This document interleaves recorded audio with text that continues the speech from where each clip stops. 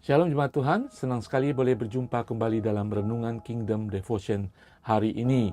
Saya akan mengakhiri pembahasan surat Rasul Paulus kepada jemaat di Kolose.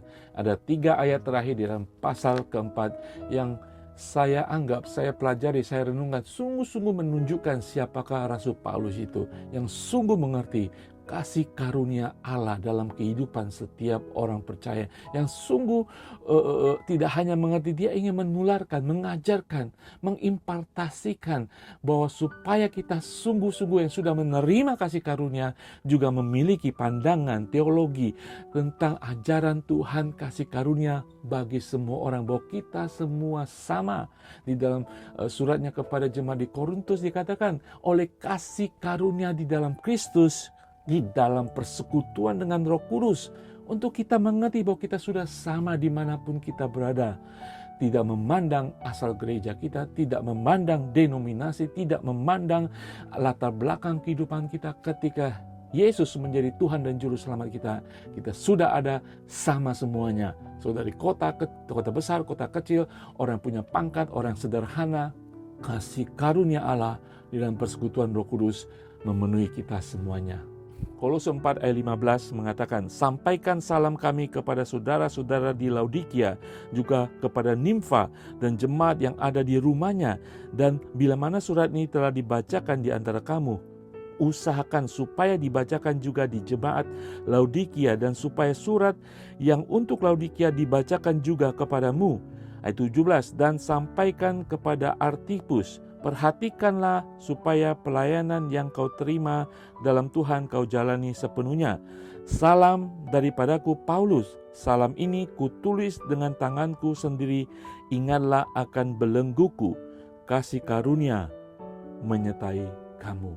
Kalau saudara simak ayat ini, begitu Rasul Paulus memperhatikan jemaat-jemaat yang ada, dia ingin kebenaran itu sama bagi setiap jemaat yang ada, bahkan sampai jemaat rumah, bahkan sampai ke pribadi dia mengadreskan salamnya ini, yang mengatakan dia oleh kasih karunia Tuhan, walaupun di penjara, walaupun dibelenggu, menginginkan setiap umat Tuhan dimanapun mereka, oleh karena kasih karunia Kristus, mereka bersatu, mereka bertumbuh menjadi dewasa dan menjadi orang-orang dipakai oleh Tuhan. Saudara sekalian, sangat sedih ketika kita di dalam gereja yang sama kita cekcok, kita tidak bisa saling mengasihi. Di antara gereja satu kota kita saling cekcok, bersaing, kompetisi. Saudara sekalian, di antara denominasi kita juga bersaing, kita berkompetisi. Saudara, saya tidak mengerti bagaimana pandangan Tuhan bagi kehidupan kita orang percaya, karena darah yang sama, Roh Allah yang sama, dalam persekutuan yang sama, seharusnya membukakan roh kita untuk mengerti bahwa setiap kita adalah ciptaan baru, anak-anak kerajaan Allah yang sama. Tidak ada kelas 1, kelas 2, tidak berbeda sama sekali. Rasul Paulus menunjukkan di bagian akhir daripada suratnya ini, untuk kita saling mengasihi. Dia memberikan contoh, dia mengasihi Laodikia, dia mengasihi Kolose, dia mengasihi pribadi, dia mengasihi persekutuan dalam rumah.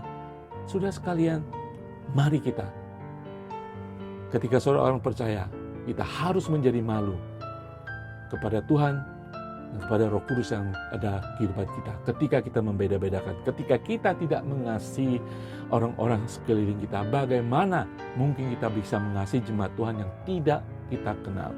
Saudara, 2 minggu lalu kita belajar bagaimana Epafras berdoa dan sungguh-sungguh bekerja keras untuk kebaikan jemaat-jemaat yang mungkin dia tidak kenal. Saya tutup dengan ayat firman Tuhan di dalam 1 Yohanes 4 ayat 7-8 mengatakan, saudara-saudaraku yang kekasih, marilah kita saling mengasihi, sebab kasih itu berasal dari Allah, dan setiap orang yang mengasihi lahir dari Allah dan mengenal Allah. Barang siapa tidak mengasihi, dia tidak mengenal Allah, sebab Allah adalah kasih. Saudara dan saya, kita lahir dari Allah, kita mengenal Allah. Kita memang tidak sempurna, tetapi kita dipenuhi oleh kasih Allah, karena Allah adalah kasih. Ketika Allah mengasihi kita, apakah kita layak menahan kasih itu kepada orang lain? Apakah kita tidak malu? Justru kebalikannya, kita membenci orang-orang yang dikasihi oleh Allah, orang-orang yang juga lahir daripada kasih Allah seperti kita. Saudara, mari kita merenungkan firman Tuhan ini. kita meneladani, mencontohi Rasul Paulus yang mempraktekkan kasih karunia Allah bagi semua orang selayaknya kita mengasihi setiap orang. Tidak ada yang sempurna seperti kita tidak sempurna. Makanya kita harus saling mengasihi, saling mendukung agar kita semakin hari menjadi lebih baik lagi di dalam Tuhan. Bapa di surga, terima kasih Tuhan, kami semua yang percaya kepada Yesus Kristus, kami lahir dari kasih-Mu, kami hidup di dalam kasih-Mu Tuhan. Dan oleh kasih karunia Kristus, kami disatukan dalam persekutuan Roh Kudus yang mengikat kami di seluruh muka bumi ini sebagai anak-anak kerajaan. Buka hidup kami, pikiran kami, mata rohani untuk kami saling mengasihi, mendoakan, dan berbuat baik satu sama lain. Sehingga perbuatan baik kami dilihat orang, dan orang boleh memuliakan Tuhan kami Yesus Kristus. Haleluya, di dalam nama Tuhan Yesus. Haleluya, amin. Saudara, mari kita saling mengasihi dimulai dari tempat saudara berada.